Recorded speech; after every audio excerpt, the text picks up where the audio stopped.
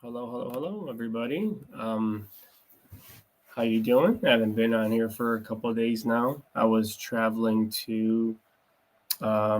in Arizona for a storage facility conference, and I want to kind of talk a little bit about that. So I ended up going there from Wednesday to Sunday with a good friend of mine, Ellie, and we were there for training on how to get into the storage world.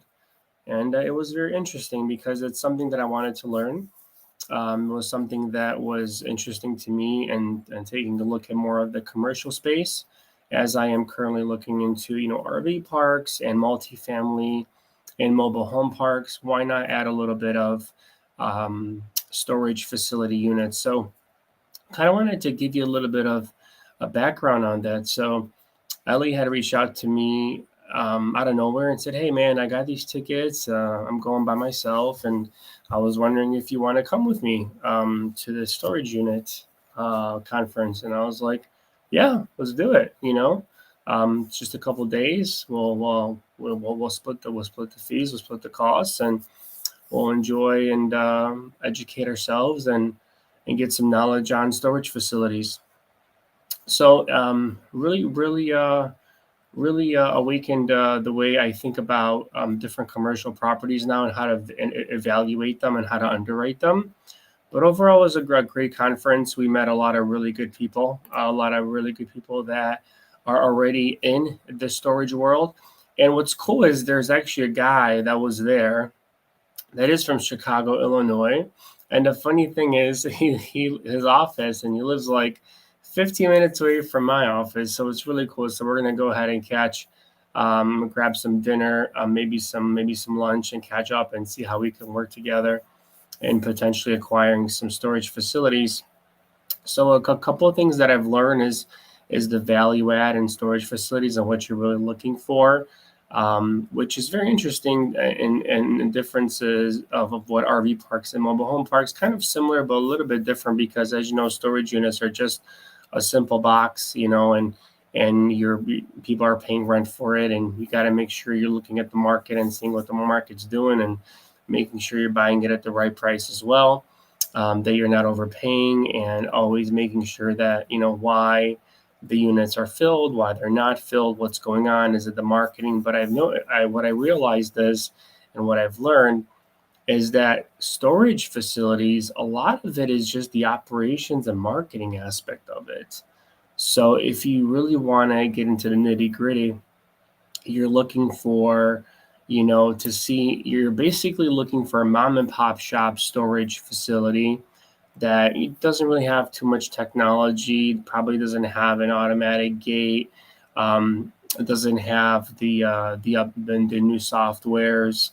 Their websites may be outdated, something from back from 1999, and their rents are way under market rent, and their occupancy is under 85%. So there's always room for growth right there, right? Very easy to do a value add there by just filling up those units, or maybe there's room for expansion. Maybe you can expand more on the facility itself. Maybe there's more land, or you can build some more storage units and fill those up, and you can easily increase your NOI, which in that case will increase your which will increase your cap rate, and the value of your property. So either whether you're looking to acquire a storage unit or wholesale storage unit, you're always looking for that mom and pop shop storage unit that just has been around for a very long time,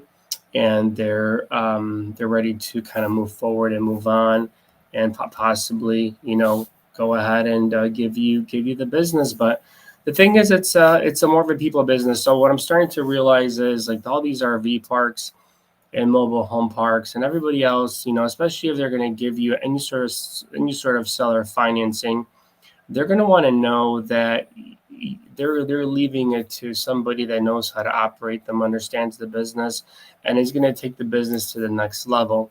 So it's really all about personal relationship building, is what I've learned. A lot of the people there that acquired storage units for a very good price and storage facilities actually met the owners in person, spoke to them, found out about their story, found out about how they got started, found out about their families, why they were selling, what they were looking to do, and everybody had a different reason of why they were selling, or why they were doing what they were doing. And so, come to find out, it was just very interesting. Also, on the financing aspect side of things, I met a person that finances storage facilities. A couple of things that she said was very interesting too.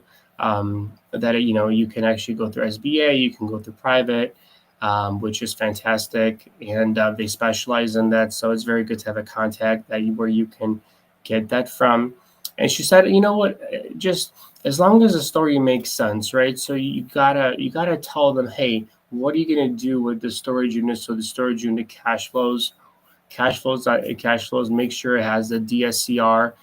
The debt service coverage ratio on storage units is 1.15 for Fannie Mae and Freddie Mac, I believe, and 1.25 for SBA financing. So that's where you want to be at. And then also you want to let them know, okay, well, this is how I'm going to grow the storage unit facility. This is what I'm going to do. This is my plan. So you kind of have to outline a business plan. So it's not really like that set it and forget it type of thing that everybody thinks. There's a little bit more involved to it, but obviously the payouts and the financial rewards are much higher than there would be in any other asset class, such as single family residences. I would probably compare it to, financial reward of maybe an RV park value add, except with RV parks you have the pads and everything else, and you actually have tenants in there that are using these pads. But with storage facilities, there's really nothing there besides just the items in storage units and the people making payments on the storage units. So, you know, kind of more hands off, automated, if you would say. So very interesting 3 days. We definitely learned a lot, met a lot of great people. Very grateful to have spent the time with Ellie there, and just open up more opportunities for us to work with more people, connect with more people, and network with more people. As you know, that's what it's all about. So if you guys have any storage facilities, I keep saying storage units, I don't know why, but if you guys have any storage facilities that you might be looking at, or you might have gotten someone sent them to you, or maybe your family member or friend are looking to sell, reach out to me. I love to take a look at it, see if it's something that we would be interested in. As of right now, I do have the debt financing that I have lined up in place. So as long as it makes sense, it's a value add opportunity. I'd be very interested in taking a look at it. We are just got under contract with in a condo in downtown Chicago. So we ended up stopping the auction. Very grateful for that. I'm very grateful for the attorney that did that for me. So thank you. And we're going to be either wholesaling that, or fixing and flipping it ourselves. It's in a very good area in downtown Chicago. It's by Wrigleyville. It's a 2-2 with an assigned parking space. So very excited about that condo. Got under contract. It's already in escrow. We already ordered title, making sure title is clear. So if you guys are interested in any sort of possibly condos in downtown Chicago for a flip, reach out to me. I'm still not sure if we're going to wholesale it or if we're going to keep it ourselves and flip it ourselves. So that's still something that we're deciding. On another note, if you guys have any single family residences or anything in the Chicagoland area, whether it's cash or creative, please reach out to me. I am currently buying with my partners. We love the Chicago suburbs, south suburbs. If it's a good flip in the Chicagoland area, we'll definitely take a look at that as well, and see if we can make something work out of that. Very excited to do that as well. And as you know, mobile home parks, RV parks, as I mentioned, storage facilities, and multifamily. So I have a couple 2025 goals. I'm currently working with a partner of mine. She's also underwriting our deals. Hopefully, we can get some LOIs accepted on some of our RV parks, multifamily units, and mobile home parks shortly. So, pretty excited about that. If you guys are looking to, as you know, joint venture with me, I'm going to have a form I'm going to be sending. I'm going to be putting it into my blueprint. It's going to be a very easy link for you guys to just go ahead and put in your information. If you want to joint venture, reach out to me. I'll be happy to joint venture with you any of your deals, whether it's partnering on a fix and flip or wholesaling and dispositioning your deal. I have a lot of buyers, so if you guys are interested in joint venturing with me and my team, we have a pretty solid team. So if you guys need anything or if you have any questions, feel free to reach out to me. So yeah, I just came back Sunday. Pretty exhausted, pretty jet lagged. Um, got a got a sinus infection. I don't know what it is. I go to these other states, and I come back with a sinus infection. So I don't know if you guys if that happens to you guys, but I got to go to the doctor. My entire face is like killing me right now. Like left and right side of my face is just destroying me right now. So I have to go and get it back on some antibiotics and um, and get better. But overall, guys, honestly, just keep educating yourself, keep surrounding yourself with people that make you a better person, people that are smarter than you. Ask a lot of questions. Make sure. I always want to tell people there's no such thing as dumb questions. There's just such thing as no questions. So ask your questions, ask away. There are a lot of people that are just so happy to give you that information, especially at the storage conference that we did.